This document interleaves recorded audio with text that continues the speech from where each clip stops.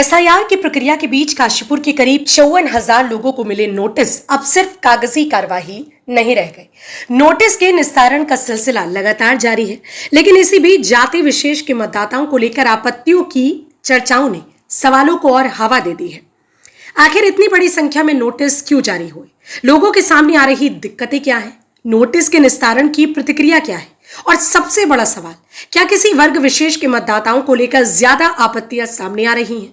इन तमाम सवालों को लेकर सिटी न्यूज काशीपुर ने एसडीएम काशीपुर अभय प्रताप सिंह से खास बातचीत की। एसडीएम ने नोटिस जारी होने की वजह, निस्तारण की प्रक्रिया और लोगों को आ रही परेशानियों को लेकर स्थिति स्पष्ट की। साथ ही यह भी बताया कि प्रशासन इन मामलों का निस्तारण किस तरह कर रहा है। 54,000 नोटिसों की कहानी आखिर क्या है? किसके दावे सही हैं और किसके सवाल बाकी हैं? देखिए सिटी न्यूज काशीपुर की एसडीएम अभय प्रताप सिंह से ये खास बातचीत। इसमें देखिए, जो हमारी काशीपुर विधानसभा है, इसमें लगभग 54,000 नोटिस इशू हुए हैं। इसमें जो 90% हमारे नोटिस हैं वो लॉजिकल एरर को लेकर, किसी के नाम में छोटी मोटी एरर है, टाइटल में कोई एरर है, पुराने नाम जिससे उनकी मैपिंग करी गई है उसमें और वर्तमान के नाम में अगर उनका सरनेम नहीं जुड़ा है तो ऐसी बहुत सारी एरर है। और इसके अलावा 10% हमारी नो मैपिंग की एरर है। तो इसमें मैं आपको बताना चाहूँगा, आपके माध्यम से काशीपुर की सामान्य जनता को भी बताना चाहूँगा कि हमारे जो नोटिसेस हैं वो बाकायदा सबको तामील किए जा रहे हैं। तामील करते वक्त उनकी फ़ोटो भी है, जो आयोग की वेबसाइट है उस पर भी अपलोड करना है। इसके बाद उस पर तिथि लिखी गई है, उस तिथि पर सुनवाई की जा रही है। हमारे 11 AERO हैं और वो बूथ पे उस दिन उपस्थित होते हैं और वो सुनवाई करते हैं। सुनवाई करने के बाद वहाँ जो दस्तावेज हैं वो लिए जा रहे हैं और जो आयोग के द्वारा गाइडलाइन दी गई है उसके अनुसार उसका निस्तारण किया जा रहा है। और पूरी जो प्रक्रिया है, नोटिस इश्यू से लेके नाम ऐड करना, आपत्ति देना, ये सारी जो है बहुत ही ट्रांसपेरेंट है। ये कोई भी वेबसाइट पे जाके देख सकता है।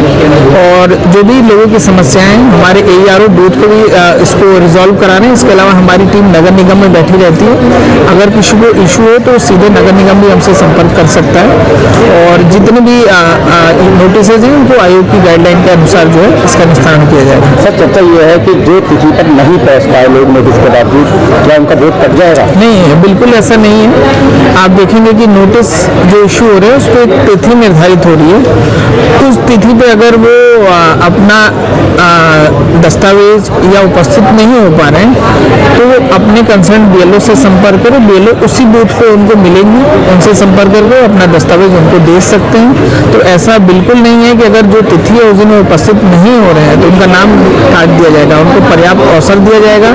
अगर किसी के नाम पे कोई आपत्ति भी आती है, किसी के दस्तावेज में कोई कमी रह जाती है तो उनको भी बाकायदा सुना जाएगा। सुनने के बाद ही उसका निस्तारण किया जाएगा। बात करें तो शहर में अफवाह है कि जाति विशेष को लेकर आपत्ति ज़्यादा लग रही है, क्या है? देखिए, इसमें मैं आपको बताना चाहूँगा कि जो भी इलेक्शन का प्रोसीजर होता है बहुत ही ट्रांसपेरेंट होता है। अगर कोई फॉर्म अपना नाम जोड़ने के लिए फॉर्म 6 भरता है या किसी के नाम पे आपत्ति करता है, फॉर्म 7 भरता है, तो सारी चीज़ें जो है फॉर्म मिलने के बाद वो वेबसाइट पे अपलोड होती है। अपलोड होने के बाद इसकी एक जांच की प्रक्रिया है। जांच होने के बाद अगर शिकायत सही पाई जाती है तो कंसर्न व्यक्ति को उसका नोटिस भी भेजा जाता है, उनको सुना जाता है, उनको पर्याप्त अवसर दिया जाता है। उसके बाद ही किसी का नाम काटने की प्रक्रिया की जाती है। तो इसमें मैं बताना चाहूँगा कि किसी को भ्रम में आने की आवश्यकता नहीं है। अगर किसी की आपत्ति आती भी है तो पर्याप्त उनको अवसर दिया जाएगा, उनको सुना जाएगा। और पूरा प्रोसेस इतना ट्रांसपेरेंट है कि आप